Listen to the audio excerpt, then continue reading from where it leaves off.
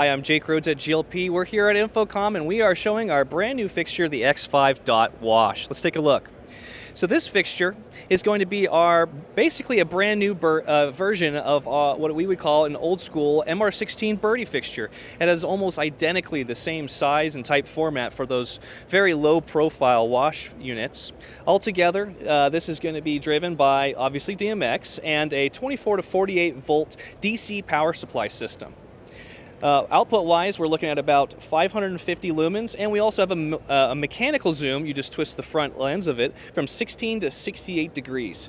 Altogether, with our RGB LED weighing 1.28 pounds, this is a lot of punch and quite a small package. So if you're anything from more architectural to more like theatrical integrations, or you're doing a low row of strip lights on your on the bottom of your stage, these would be great for that. Anywhere that you would put a birdie or just need a light in a tight little place, these would be great for you.